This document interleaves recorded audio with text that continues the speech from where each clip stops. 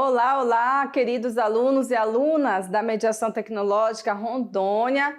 Sejam bem-vindos aí a mais uma aula aqui do nosso componente curricular de Sociologia.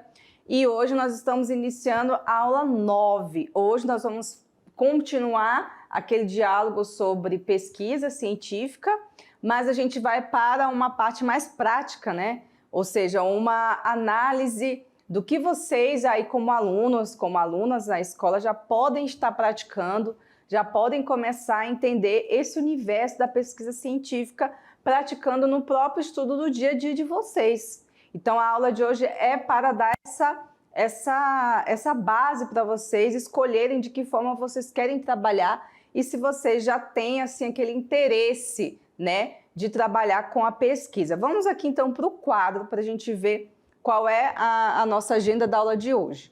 Muito bem, então aqui nós vamos falar sobre conhecer os métodos, a gente vai conhecer os métodos e técnicas de pesquisa, pelo menos os principais, tá? Nós vamos também mostrar para vocês algumas formas de elaborações de textos científicos, como você, aluno e aluna, pode elaborar um texto científico, né? Nós vamos falar também das diferenças entre resumo, fichamento, síntese e resenha, tá? E aí, no final, a gente vê, vai ter uma externa mostrando para vocês, fazendo um resumo, né, do que vocês podem aproveitar dessa aula de hoje para o dia a dia de vocês, tá bom? Vamos começar então com a pergunta: o que é uma pesquisa? Claro que no dia a dia, dos estudos que vocês fazem, vocês têm que fazer pesquisa, né? De repente lá o professor de geografia pede para você pesquisar sobre coordenadas e meridianos. Não, vamos lá, coordenadas geográficas. E aí o professor fala assim: gente, eu quero que na próxima aula vocês tragam para mim um resumo do que seria as coordenadas geográficas. E aí você precisa fazer o quê? Uma pesquisa.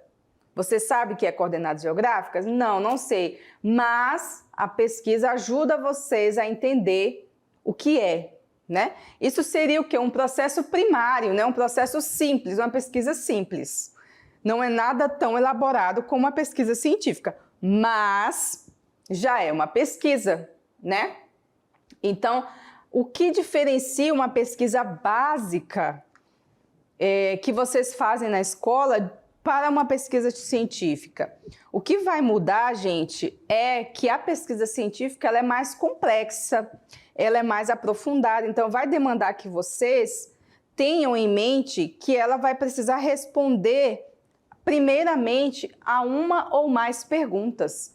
Então, uma pesquisa científica ela vai ter perguntas sobre determinado tema, que pode ser um tema das ciências naturais, assim como também pode ser um tema das ciências humanas e sociais, certo?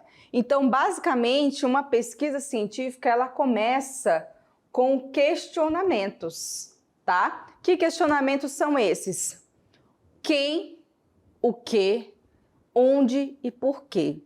São perguntas básicas para quem vai começar a trilhar o mundo da pesquisa científica. Primeiro é o quê? O que você quer pesquisar?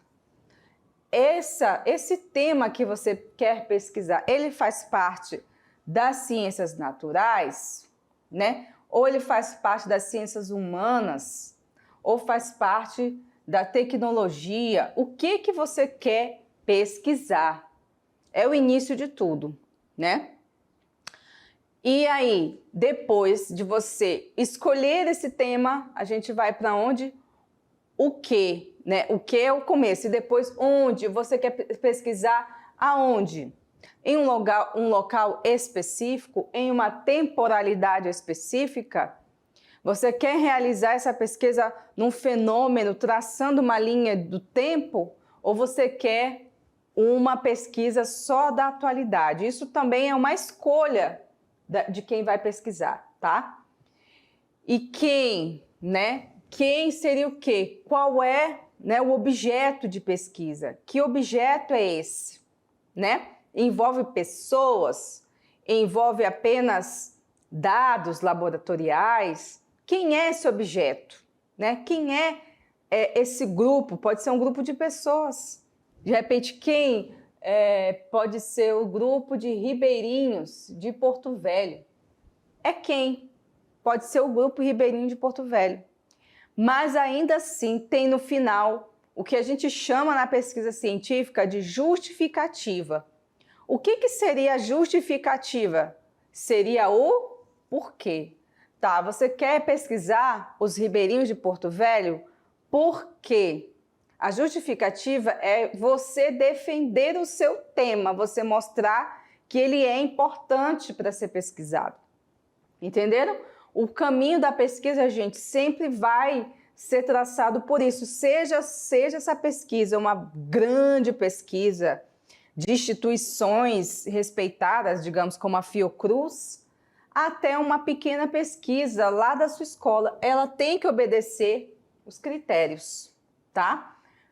Então, resumindo, o que é uma pesquisa científica?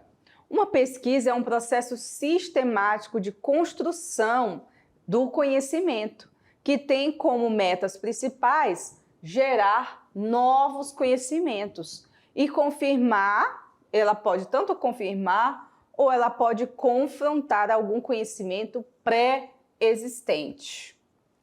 Olha que interessante, né? Então, assim, uma coisa interessante dessa citação que eu coloquei aí é que, para você pesquisar determinados fenômenos, você precisa ter uma trajetória anterior. O que eu quero dizer com isso? Aluno e aluna, preste atenção. Para você falar de um determinado fenômeno ou de um determinado objeto, é necessário que você já tenha um estudo anterior sobre aquilo.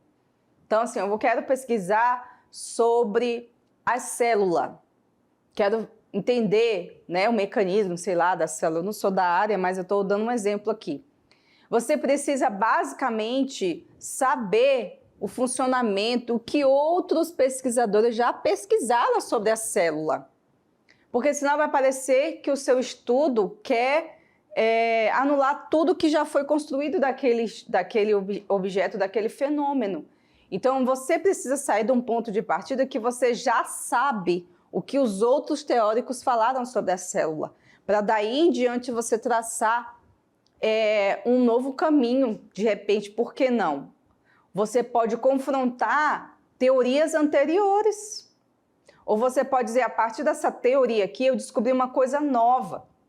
A partir de experimentos, eu descobri que a célula pode ter essas e essas funções, que o funcionamento dela pode gerar essas e essas questões. Então, o conhecimento, gente, ele tem que ser algo que você esteja buscando sempre se aprofundar.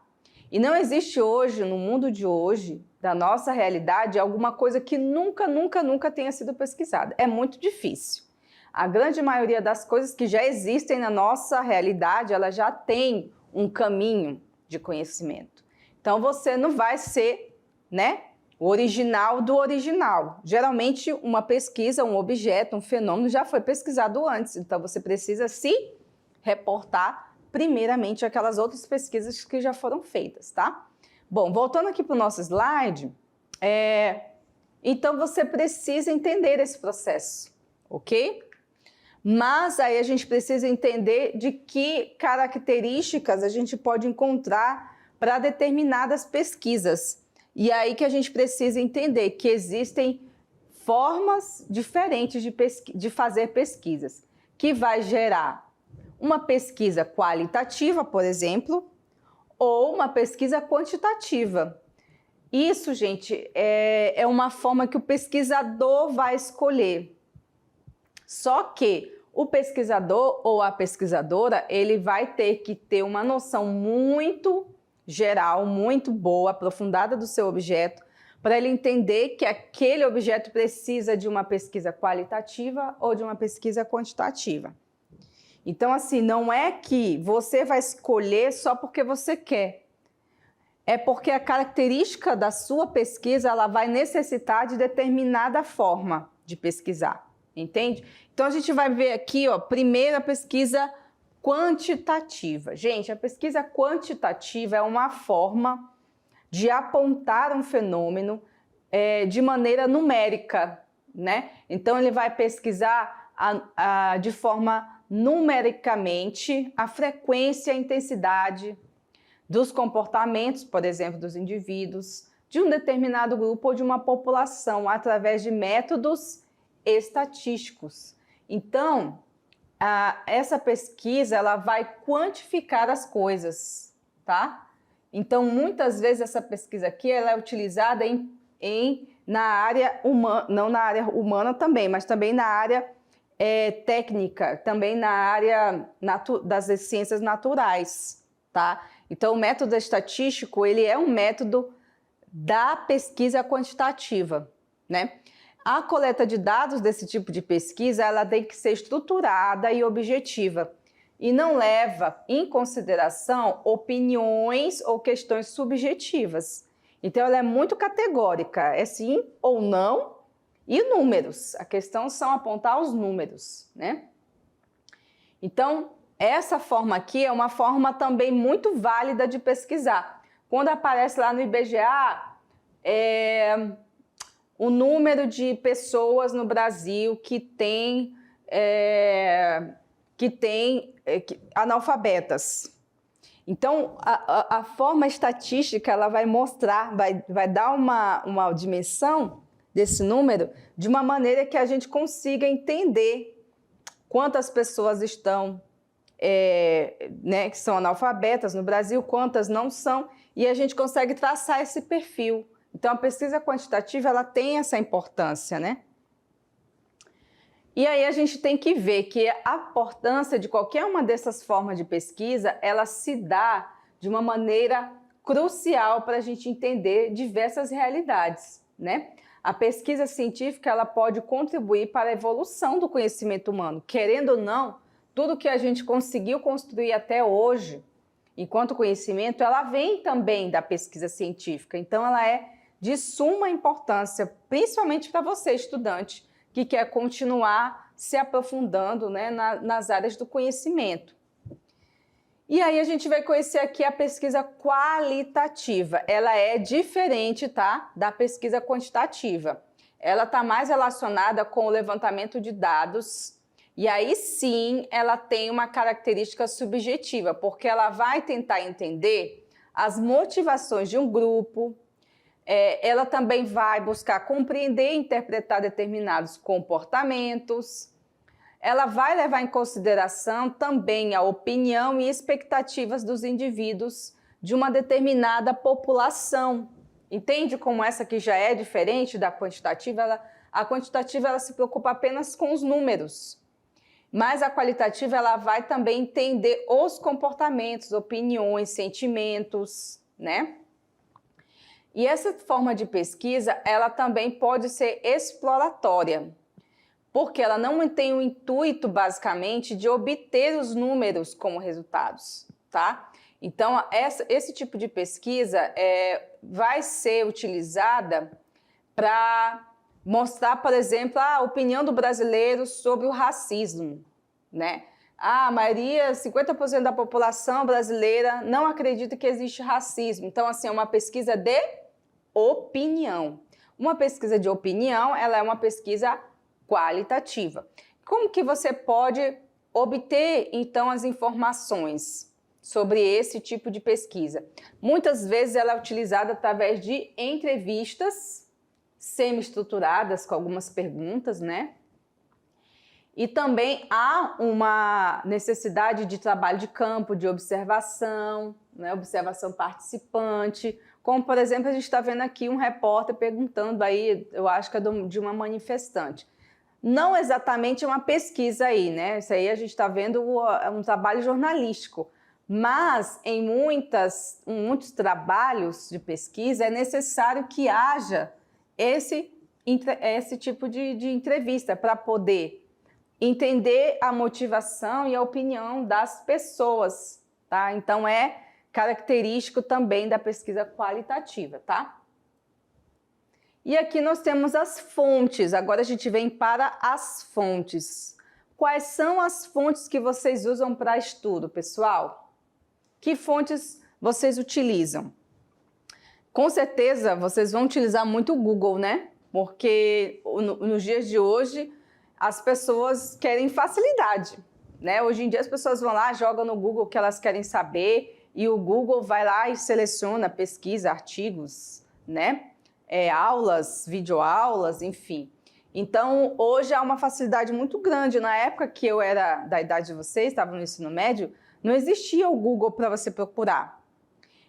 Então, você tinha que ir para a biblioteca, olhar os livros, pesquisar. Tinha internet, só que não tinha essa ramificação e essa velocidade que a gente tem para pesquisar, né? Então, nossas fontes, na maioria das vezes, eram os livros.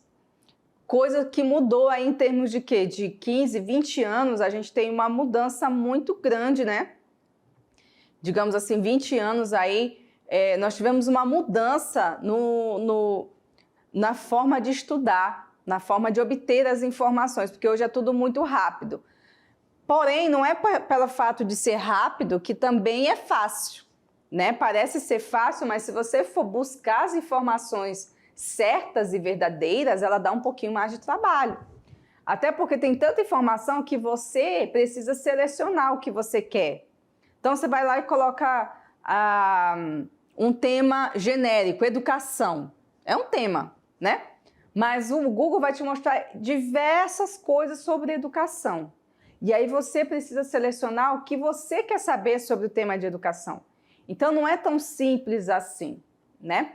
Eu lembro do professor, o filósofo Leandro Carnal, não sei se vocês já ouviram falar nele, que ele fala que na época dele era mais difícil ainda, que eram as Barças, aqueles livros grandão que você ia procurar por tema, passava horas e horas, né, para achar o tema de pesquisa, né? Então, assim, olha só como vai mudando de uma maneira bem significativa, né?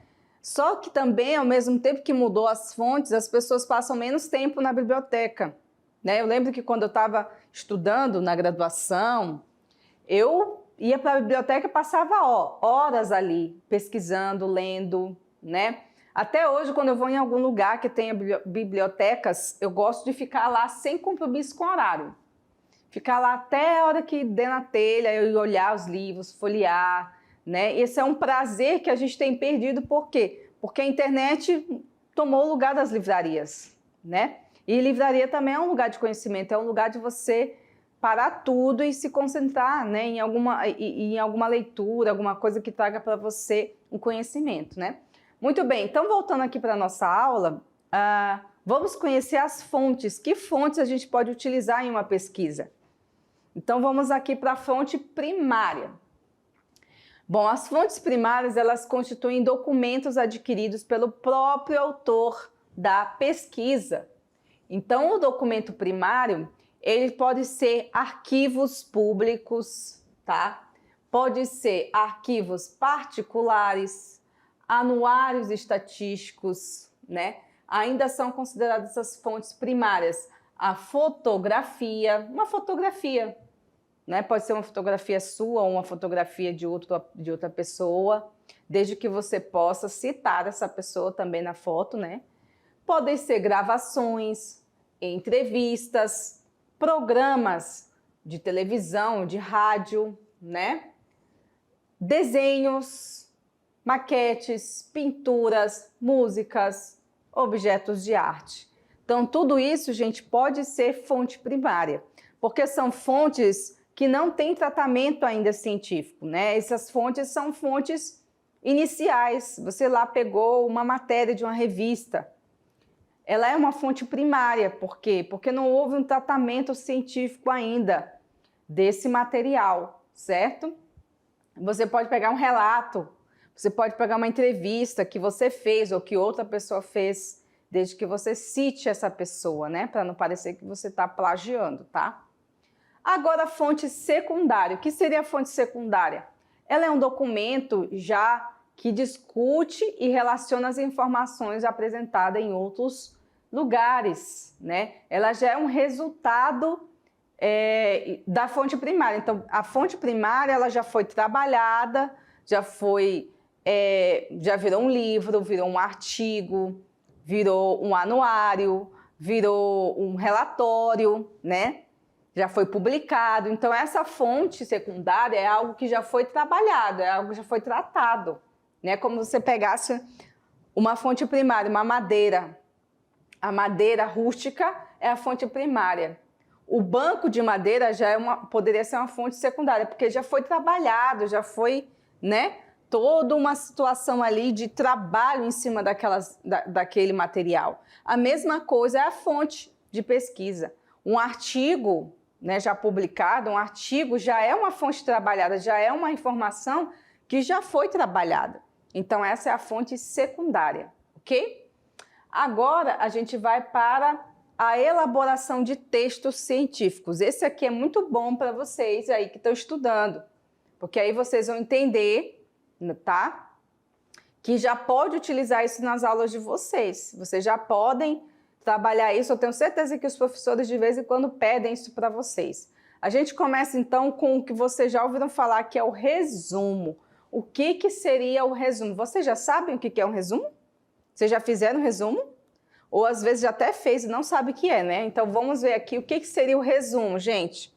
O resumo ele pode ser considerado uma leitura inteligente de um texto que se pretende entender e explorar resumidamente. Então pega um texto e tira a essência dele, né? Você precisa fazer uma leitura primeiro inicial desse texto ou desse livro para fazer o reconhecimento. Faça uma leitura primeiro. E depois você vai, né, sentir as primeiras impressões desse texto. Aí o resumo vem depois, gente, não vem na primeira leitura, né? Então você vai fazer a leitura, depois você vai construir a abreviação das informações do conteúdo desse texto, né? Então você vai retirar o que é mais importante. Sempre lembrem disso, o resumo é o que é mais importante de um determinado texto. Então, você pega aquele texto, tira a essência dele, né? E aí, isso vira o resumo. O resumo é isso. É a essência de um material, de um texto, tá? O que um resumo tem que conter, basicamente? Vamos lá. Um resumo, pessoal, ele tem que conter um título, um corpo e uma referência. Então, primeiro, você vai retirar o título original, aliás, você vai colocar o título original, tá? Então, você pode também criar um título, mas é bom que tenha o título original, para você saber de onde tirou esse texto, né? Aí você vai fazer o resumo, que é o desenvolvimento do corpo do texto, tá? Geralmente os professores indicam o número de páginas ou de laudas. Eu quero um resumo de 2 laudas sobre o livro A Moreninha, por exemplo. Então, o professor, a professora, ele já indicou. Às vezes não, o professor só fala, eu quero um resumo, não indica o número de linhas, nem laudas, nem nada. Isso é uma coisa que o próprio docente escolhe, tá? E aí, esse corpo do texto é o desenvolvimento. E no final do texto, isso é muito importante, tá, gente? Para que vocês possam realmente ter noção do que é um resumo científico, é você colocar a referência. Terminou de escrever o texto, quem é o autor daquele texto original? É o Guilherme de Souza, né? Aí você vai citar o Guilherme de Souza dentro das normas da ABNT. Como é que se cita um autor dentro de uma obra, né? É o livro sobre como escrever um texto científico. Aí você vai colocar conforme a ABNT lá no final, né? Que indica que esse texto não é seu, mas é um resumo que você fez deste autor, tá bom? Ficou claro aí, gente? O resumo não é difícil, né, gente? É fácil, só que você tem que seguir a sequência: título, corpo do texto e referência, ok? Agora vamos para o fichamento. O fichamento é a mesma coisa que resumo? Não, pessoal, aqui já é diferente. O fichamento, ele é um outro método de armazenamento, controle e consulta de informações que podem ser sobre livros e documentos, né? Só que o fichamento, o nome já diz, é ficha, né? você vai fazer a partir da ideia de fichas. Então, são fichas de conteúdo que facilitam o estudo da aprendizagem. Então, você utiliza técnicas de resumo e resenha para a elaboração do seu conteúdo. Ou seja, num fichamento você pode utilizar o resumo, você só vai precisar organizar de uma maneira diferente. Como que é, professora, a organização de um fichamento? Eu vou já mostrar para vocês, olha só. Nesse procedimento, ele é utilizado para quê? Para que serve o fichamento? É para ajudar no armazenamento de informações chaves de um determinado livro ou documento. Por exemplo, a professora lá pediu um fichamento do livro X, né? Você pode fazer um resumo e organizar ele em fichas, para depois, digamos que você vai precisar apresentar um seminário. Então, você já fez o resumo e organizou em fichas, vai ficar mais fácil de você apresentar, porque a ideia do texto, a essência já está lá. E está bem organizado, você vai conseguir ter noção do que você fez, do que você está falando. Como é que você organiza isso? Assim, ó. A ficha ajuda vocês a conseguir entender. Antigamente, gente, nos dias de hoje, isso aqui já pode ser feito no próprio Word, tá? Dentro do computador, no notebook, não precisa mais escrever. Mas antigamente, quando a gente não tinha tanto acesso assim a essas tecnologias, a gente tinha na livraria, na papelaria, essas fichinhas prontas, tá? Já vinha assim, ó, organizadinho, você só precisava preencher. Até hoje eu acho que ainda vende, tem muita gente que usa ainda para apresentar seminário e tudo mais. Hoje em dia isso aqui você já faz no computador. Então o que tem que ter no fichamento? Olha só, o cabeçalho, o texto e o local de onde se conta a obra. Muito parecido com o resumo, né? Então você vai estar aqui, ó, coloca a metodologia de pesquisa, o nome do professor, da professora, o fichamento de uma citação. Então você vai colocar aqui em cima, ó, a bibliografia que você usou, tá? Por exemplo, aqui é o espaço urbano, tem que colocar o ano, tudinho. Aí aqui dentro do texto você faz a citação, ó. De repente eu quero usar 2 citações para apresentar o meu seminário, né? E aí você coloca aqui o local onde a obra se encontra, na biblioteca, na biblioteca online. Olha só, isso aqui, gente, é organização, coisa que nós alunos, vocês alunos, às vezes têm dificuldade. Para você fazer um fichamento, você precisa ser organizado. Se você for bagunceiro, não tem atenção nas coisas, você não vai conseguir fazer um fichamento, tá? Então, o fichamento é para organizar o texto e as ideias de vocês. Agora a gente vai para uma outra forma que eu acho muito útil na vida de vocês, alunos, de professores, de todo mundo, que é o mapa conceitual.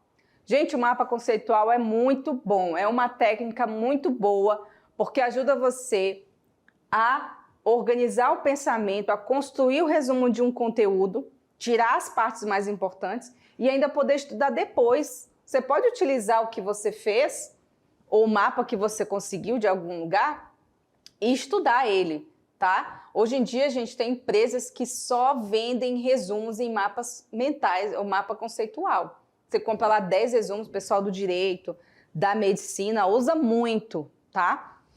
Bom, o que seria então o mapa conceitual? São estruturas esquemáticas que representam um conjunto de ideias e conceitos dispostos em uma espécie de rede, né, de proposições, de modo a apresentar mais claramente a exposição do conhecimento e organizá-lo, segundo a compreensão cognitiva de quem fez. Então, o mapa, por isso que eu falo, vocês têm que construir o mapa de vocês, porque o mapa às vezes vai servir só para quem está estudando.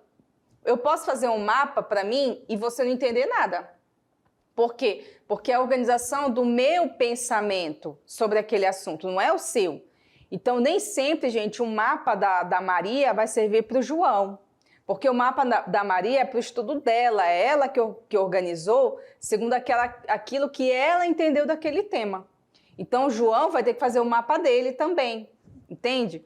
Então, esse mapa conceitual, eles são representações gráficas que indicam relação entre palavras e conceitos. Então, gente, tem que ser poucas palavras, tá? É quase um Twitter, só que é um Twitter do estudo. Por quê? Porque você tem que usar menos palavras, então você vai precisar entender muito bem daquele conteúdo. né? Então, olha só como é que funciona aqui, ó, um exemplo para vocês. O tema desse mapa aqui vai estar sempre em destaque lá no início. Então, qual é o tema? Produções criativas.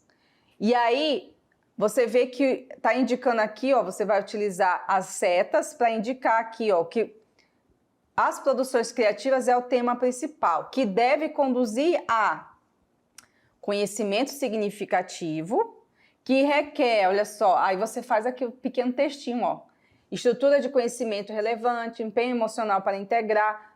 Acabou aqui? Não acabou. Então tem mais conteúdo aqui embaixo, ó, um contínuo de um aprendizado mecânico que resulta de conhecimento pequeno, nananana. Você tá vendo como é aqui, ó?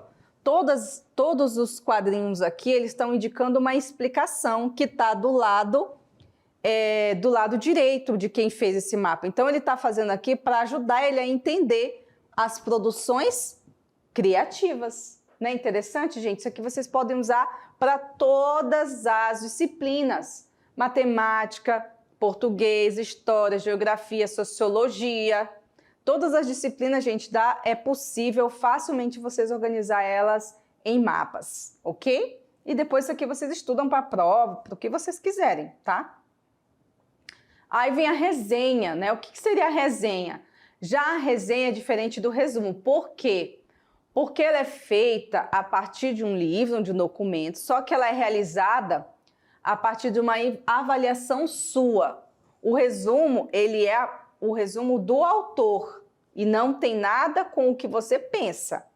Já a resenha, pessoal, ela é produzida para mostrar a opinião crítica do autor sobre aqueles livros, de quem está lendo. Então, você está ali lendo o livro do Machado de Assis, né? E você leu aquele texto, mas você tem a sua opinião sobre aquele livro. Então, você vai produzir uma resenha sobre aquilo. Então, você já leu, ele vai ajudar a determinado assunto, então você também pode ler resenhas de outras pessoas. Ah, eu li a resenha do João da Silva sobre o livro do Machado de Assis, e ele indicou essas e essas posturas do autor, criticou o autor, ou elogiou o autor em alguma obra, alguma situação daquela obra, entendeu? Então, a resenha você pode tanto produzir, como você também pode escrever a sua própria resenha, tá? Então, às vezes, o professor, a professora vai pedir para vocês assim, alunos, eu quero que vocês façam uma resenha sobre urbanização.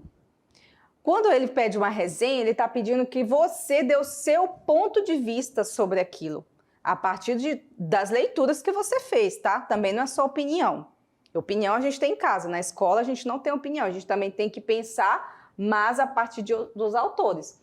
Então, quando o professor e a professora pedem uma resenha, ele já permite que você possa colocar a sua opinião do texto, tá? No resumo, não. O resumo é apenas aquilo que o autor está dizendo sobre a obra, tá? Então, pode ser que apareça resenhas. Você vê aí na internet, resenha sobre as séries. Eu gosto de assistir também. No YouTube tem de tudo, né, gente? Tudo que vocês imaginar. Aí tem resenha, que é o quê? É uma pessoa comentando aquela série, trazendo as opiniões dela sobre aquela série, sobre aquele filme. Pode ser uma resenha sobre um jogo. Eu já vi muitas pessoas fazem resenha sobre jogos. Porque os jogos do The Witcher, jogos não sei o quê, né? E aí ele bota a opinião dele, por isso que o nome é resenha. E também pode ter resenhas de livros, né? Novelas, séries. Então hoje a resenha, né? As opiniões sobre determinados materiais, elas estão abertas aí. Quando se trata da escola, pessoal, a gente tem que tomar cuidado com as fontes que vocês vão utilizar nessas resenhas. Por exemplo, fontes do YouTube, você tem que saber muito bem quais delas são realmente boas para você citar no seu trabalho escolar. Nem sempre o que está lá no YouTube, gente, é confiável para você citar. Então, sempre vá primeiro para um texto, primeiro para o acadêmico, para depois vocês olharem outros autores, certo? Muito bem, gente. Então, Agora a gente vai assistir uma externa sobre trabalho científico e daqui a pouco a gente volta para finalizar nossa aulinha de hoje, tá bom? Fiquem comigo. Então, eu vou tentar aqui simplificar para vocês, né, a diferença entre resumo, resenha, síntese e fichamento. Então, vamos começar aqui, vamos começar pelo resumo. Então, no resumo, a ideia principal aqui, ó, é você reduzir a obra, né, o livro, o artigo, você vai reduzir o texto. Resumo é a redução do texto, né? Para que você não fique indo à sua estante e pegando o livro toda hora para fazer consultas, né, sobre a ideia do autor. Então, você se organiza e faz essa redução do texto. O que eu vou colocar no meu resumo? São as ideias primárias e as ideias secundárias do autor. Eu posso colocar aquilo que é essencial e aquilo que não é tão importante, mas que, para eu compreender aquela obra, eu acho que é importante. Lembrando que no resumo eu não coloco a minha ideia, eu não coloco nada pessoal, é a ideia do autor, é a redução da ideia do autor. Então vamos agora para a síntese, que é também uma forma de resumo, mas eu vou colocar somente a ideia central, aquilo que de modo algum pode faltar no resumo, né? Que a gente chama de síntese porque é somente a ideia central. Na resenha, já é interessante porque eu tenho aqui, assim uma total liberdade para fazer as comparações ou fazer críticas em relação à obra, comparar essa obra com uma outra obra ou com algo do meu cotidiano, ou então fazer críticas, né? Olhar os pontos positivos e negativos. O fichamento já é um método de armazenamento e consulta por meio de fichas. Então a gente faz. Olha aqui como são essas fichas.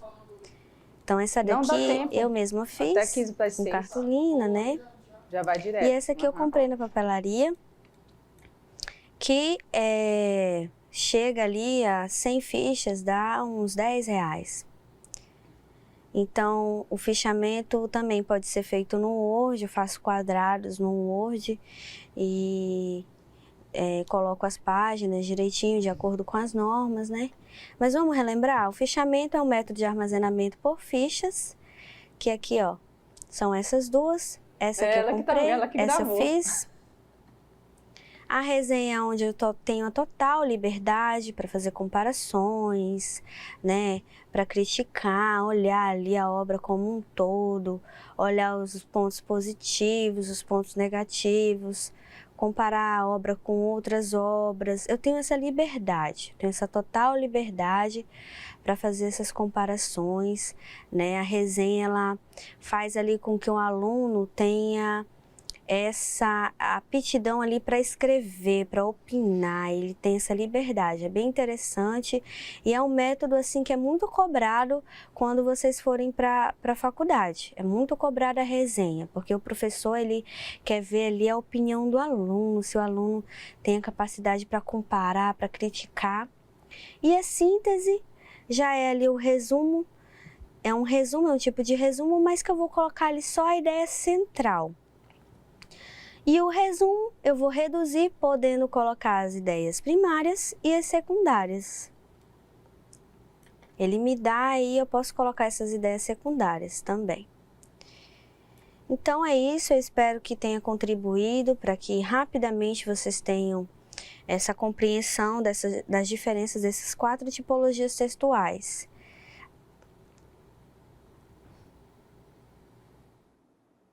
Muito bem, galerinha, olha aí, a gente teve um resumão aí sobre essa resumo, síntese, ficha, né? E vocês viram aí que não é tão difícil, apenas vocês precisam organizar o que vocês podem usar, o que vocês querem usar, o que os professores propõem para que vocês façam aí nas aulas de vocês. Muito bem, então, gente, nossa aula termina por aqui. Aqui estão as nossas referências. E a gente volta já já para o resumo da aulinha de hoje e a correção da atividade, tá bom? Então, aguardo vocês até mais.